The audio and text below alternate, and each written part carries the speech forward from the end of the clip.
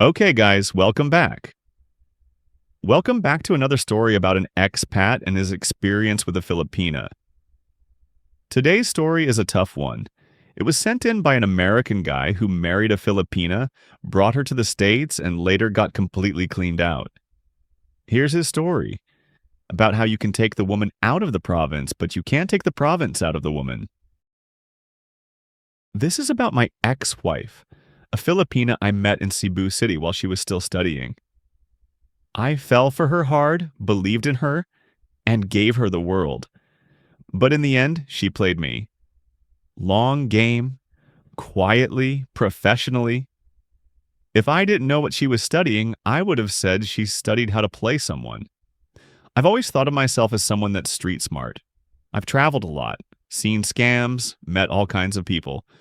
But even I didn't see this coming. Let me start by saying this. My ex wasn't a bar girl. I didn't meet her in a nightclub in Angeles or on some dating site. She wasn't working in a go-go bar in Makati. She came from a poor rice farming family in a rural part of Leyte and had moved to Cebu to work and study. She was soft-spoken, polite, the kind of girl people around her called a good Filipina. And I think that's why my story stings more than most. When people hear about foreign guys getting used or scammed, it's usually by women they met in bars. And honestly, those guys often ignore the warning signs. But when it's someone you think is normal, someone who tells you she doesn't want your money, that she wants to build something real, you let your guard down. I thought I'd gotten lucky. I thought this was different. I thought I found one of the rare ones. We talked about the future, about building a life.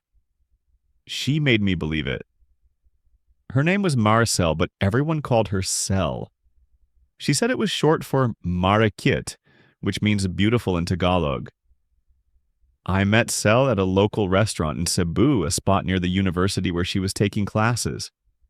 I had just flown in from Davao the day before and was trying to sort out my local SIM card. I couldn't get my phone to call out. I needed to get in touch with a business contact in Manila, and it just wasn't working. Cel and her friend were sitting at the table next to mine. They noticed I was struggling, and Cel offered to help.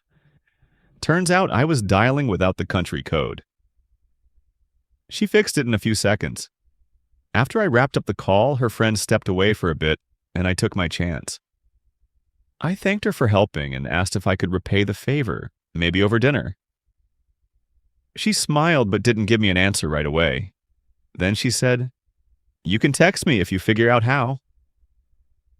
That made me laugh. I liked her immediately. We went out a few nights later, just a local restaurant. Just grilled fish by the sea and a couple of cold sand migs. She was shy at first, nervous even. I had the feeling I might have been her first foreign date, or at least one of the first. Over the next few weeks, I spent almost every day with her. We explored Cebu, went on little adventures, even took a weekend trip to Bohol. Her friend would sometimes tag along, which got annoying, but I brushed it off. I extended my trip, just so I could spend more time with her. I really believed we had something. She started opening up, getting more playful, more confident. I started thinking, maybe this could actually work. A few days before I was set to fly back to the US, she surprised me. She asked if I wanted to meet her parents. Now, I'd heard stories. In the Philippines, meeting the parents isn't a small thing, and it's serious. It usually means you're headed toward marriage, but I said yes, because I wanted to make her happy.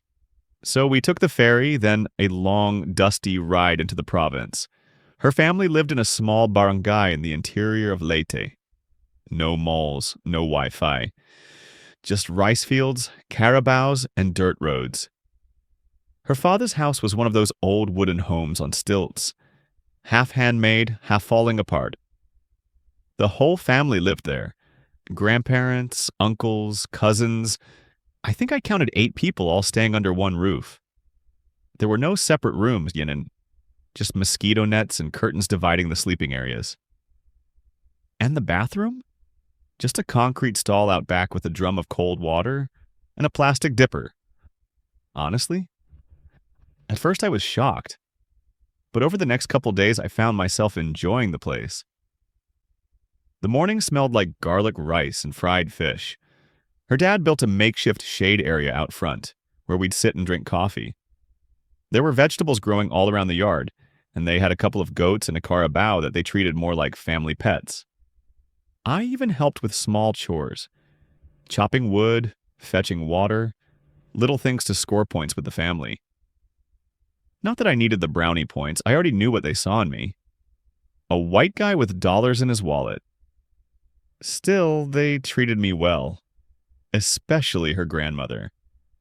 She couldn't speak a word of English, and I could only manage basic Bisaya, but she always smiled at me like I was already a part of the family. The whole barangay came out to see me. The foreigner. Some had never seen one in real life. I won't lie, I kind of liked the attention. I never imagined I'd spend my time in the Philippines like this.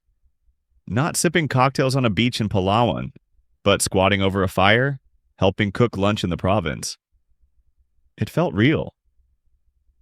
After a few days, we headed back to Cebu. I flew home to the US, but I already knew this wasn't over. This wasn't some vacation fling. I thought it was love. After I got back to the US, Sel and I kept in touch every day. Texts, video calls, little check-ins throughout the day. She'd send me pictures of her at school or with her family or just random things she thought I'd find funny. It felt real. She didn't seem like the type of woman who was just waiting for me to send money. And to her credit, in the beginning, she never asked for a single centavo. For the next year, I flew back and forth from the US to the Philippines every couple of months. Each time, I'd spend about a month in Cebu with her. Sometimes we'd travel a little. Dumaguete, Bohol again, one weekend in Siquijor. But mostly we stayed in the city or visited her family in Leyte. Our relationship grew fast. We talked about marriage, about where we'd live, about her finishing her degree. She told me she always dreamed of moving to a new country, not to get rich, but to have a better future. On the last day of one of my trips, Sel asked me something that, in hindsight, was the beginning of the shift. She said her parents needed help fixing a part of the house.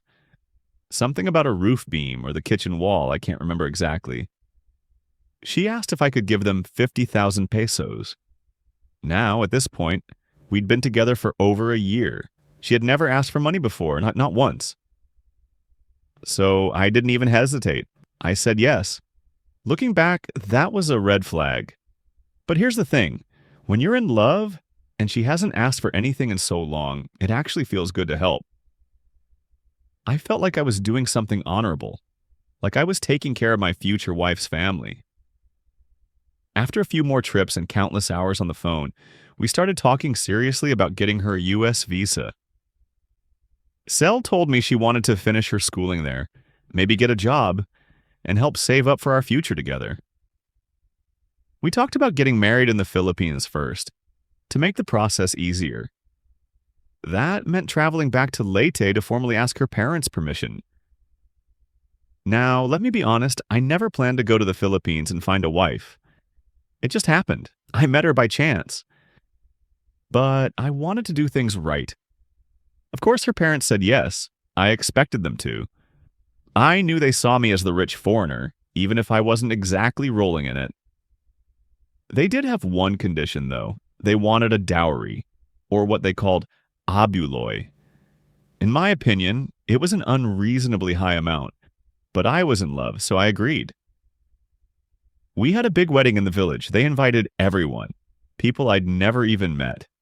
There was food, drinks, a karaoke machine blasting all night. They claimed they spent over 120,000 pesos on the wedding. I handed them the money and told them to use it however they wanted, wedding or otherwise. Whether they used the full amount or pocketed part of it, I'll never know. Sel told me we'd get some of the dowry back, that it was tradition. But of course, we never did. There was another catch to the marriage blessing. We had to send her parents monthly support, 10,000 pesos. Honestly, that didn't bother me too much. I thought, all right, it's not a crazy amount. I can handle it. Plus, Sel promised we'd save together in the US, and eventually return to the Philippines to build a life. Maybe open a small business or buy land in the province. She sold me the dream, and I believed it. Bringing her to the US wasn't easy. The visa process took about a year. Some of the delay was on us, missed documents, back and forth with the embassy, and some was just red tape. We even tried hiring a visa consultant in Cebu, but they were a complete waste of money. Eventually, we just handled it ourselves.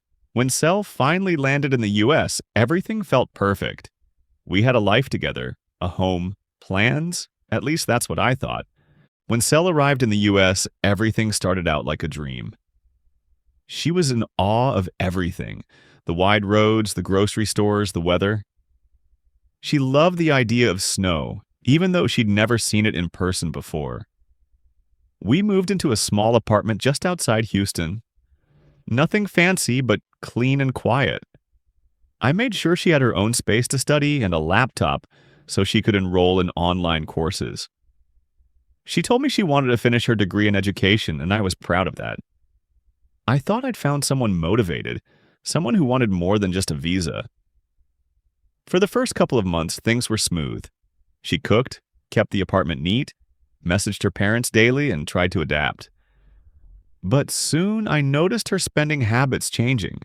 She started asking for things, not big things at first, a new phone case, some makeup, clothes from online Filipino shops that imported to the US. Then it became more expensive. Branded sneakers, a tablet, a new iPhone, because the old one was slow, even though I just bought her one in Cebu a few months earlier.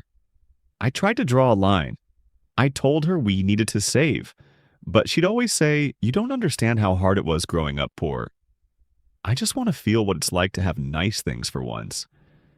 And each time I caved. I wanted her to be happy. That's when the guilt trip started. If I said no, she'd go quiet for hours. Sometimes she'd cry. Sometimes she'd talk about going back to the Philippines, saying maybe I wasn't ready for someone like her. It was manipulative. I didn't see it clearly then. I thought we were just adjusting to marriage and culture shock. I was covering all the bills, rent, groceries, internet, school fees. And on top of that, we were still sending 10,000 pesos monthly to her family in Leyte. Then one day, she asked me if we could send extra money. Her younger sister wanted to enroll in nursing school. That one request turned into monthly tuition support, around 15,000 pesos a month. Before long, I was spending close to $1,200 a month just on her and her family's needs. But I kept telling myself it was temporary. She'd finish school, maybe get a job, and we'd share the load. The only thing that really raised my eyebrows was when I caught her video calling someone late at night. She said it was her cousin in Manila. I didn't want to seem controlling, so I let it go. A few weeks later, I found a second Facebook account under a different name. Same photos, but a different profile. One where she listed herself as single and living in Cebu. When I asked her about it, she got angry. Told me it was old, something she forgot to delete. I let it slide. Again. Because when you're in deep, you convince yourself to ignore the cracks. Eventually, she started pulling away. Less affectionate, less communicative. I'd come home from work and she'd be on her phone in bed, barely looking up. If I asked what was wrong, she'd say, "I'm just tired." But I could feel it. Something was changing. I just didn't know how bad it was going to get. It was subtle at first, just little things. Cel stopped cooking. She'd stay in bed most mornings, scrolling on her phone while I left for work. If I offered to make breakfast or bring her something, she'd just shrug or say, "No thanks." Her classes. She said they were going fine, but I never saw her studying anymore. I asked once if she needed help with school and she snapped, "You think I'm stupid or something? I can handle my own life, okay?" That moment stuck with me. Around that same time, she started going out more, usually saying she was meeting other Filipinas from church or school. I was glad she was making friends, but something about it didn't feel right. One Saturday, she left around noon and didn't come back until close to midnight. No explanation, Just said they watched a movie and had dinner. No receipt, no photos, and she didn't mention who they were. I felt like a guest in my own marriage. So I did something I didn't want to do. I checked her laptop while she was asleep. There were open tabs to money transfer services. Multiple transactions, not just to her family, but to another name I didn't recognize. Over 40,000 pesos sent in the past 2 months to someone named Tito Romel in Davao. I asked her about it the next day. She said it was her uncle and that he helped raise her when her dad died. But she never mentioned him before. Not once. That night, I couldn't sleep. My head was spinning. I went back into her Facebook. She'd forgotten to log out. That's when I saw the messages. She was chatting with someone named Marcus, a guy from Germany. The thread went back months, sweet messages, flirty photos. And then I saw a message that made my stomach drop. Don't worry, I'll be back in the Philippines soon. I'll stay with you in Cebu again. Just don't tell anyone, okay? That was a week ago. I didn't know what to do. I felt paralyzed. I confronted her, and for the first time, she didn't deny it. She just stood there, arms crossed, and said, "You knew who I was." Don't act surprised. I didn't even recognize her in that moment.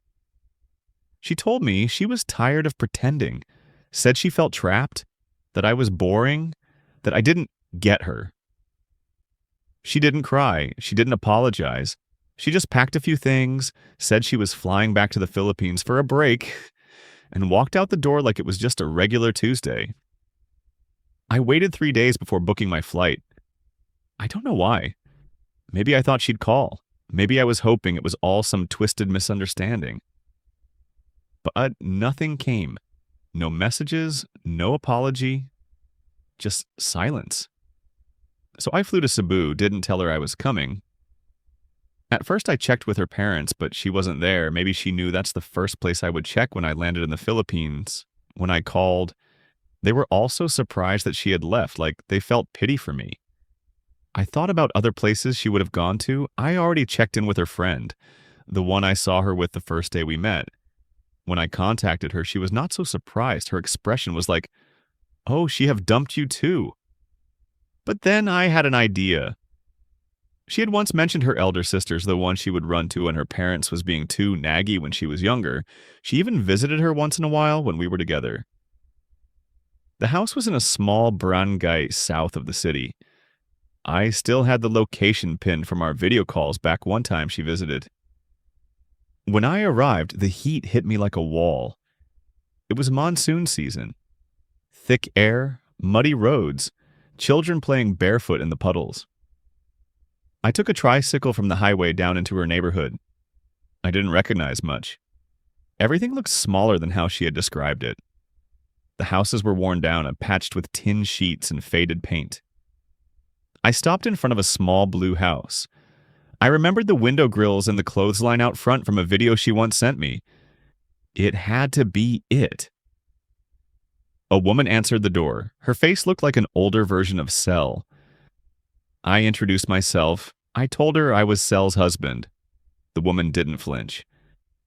She looked at me with pity eyes and said, "Ah, you're the one from America." She stepped aside and let me in. The living room was cramped. A couch, a fan blowing at full speed, and a shrine with candles and a photo of someone who had passed. I think that's tradition. People have that settings in the Philippines. I sat. I asked if Cell was around. That's when she dropped the bomb. She left this morning. She went to meet, she didn't mention name, but she said this one was German. I blinked. "You mean Marcus?" She nodded. "Yes. Marcus is the guy that his message has been recently popping up on her screen. I didn't take it into consideration because I thought we are in the States now. She'll soon let go. But apparently she did not. He started promising her, or he started giving her more money than I did. I asked if she knew everything. The messages, the money, the lies. She just sighed. Cell has always been like this, she said quietly. She loves the attention, the promises. You gave her a good life, but she never stopped chasing something else. Then she added something that cut deeper than anything Sel ever said. She never thought you'd come here. That's how she gets away with it. Most men don't. I sat in that house for over an hour, just sinking. At one point, a child walked out from the back room. A little boy, maybe 4 years old. Big brown eyes. Shy, but curious. I looked at him, then at Sel's sister. She didn't say anything, but the silence spoke volumes. He looked just like her. Is that... She nodded. She told you she couldn't have kids, didn't she? I nodded, speechless. She lies to protect what she thinks is hers, even from people who love her. She's my sister, but I can't protect her and say what she's doing is not good. She had talked to her multiple times, but she never cared to change. I checked into a hotel near Fuente Osmeña that night. One of those places where the lights flicker and the air conditioning sounds like it's grinding gravel. I couldn't sleep. Everything was circling in my head. The money, the boy, the lies. I felt like the last 2 years of my life had just folded in on themselves. But I needed to see her one last time. Not to fix anything, but to finish it. The next day, I messaged her. Just one line. I'm in Cebu, let's talk. It took her hours to reply. Finally, around 6 p.m., she sent, Come to Ayala, I'll be there. I took a taxi and sat in the mall's open terrace area, the one overlooking the city lights. I ordered a beer and waited. She showed up 20 minutes later. Dressed nice, makeup done, like she was walking into a first date, not the end of a marriage. She smiled like nothing happened. I didn't smile back. We sat. Silence at first. Then she said, Why are you here? I just looked at her. You lied to me. Her face didn't even twitch. You told me you couldn't have children, that you wanted to build a life in the U.S., that you loved me. She looked away for a moment. I did. I still do. In a way. Who's the father? She shrugged. Does it matter? I stared at her. I wanted to scream. I wanted to cry. But I'd done all that already. It matters to me. Everything matters to me because I gave you everything. Then I pulled out an envelope. Inside was the annulment paperwork, pre-signed on my end. You don't need to lie anymore. You're free. Just sign it. She glanced at it but didn't open it.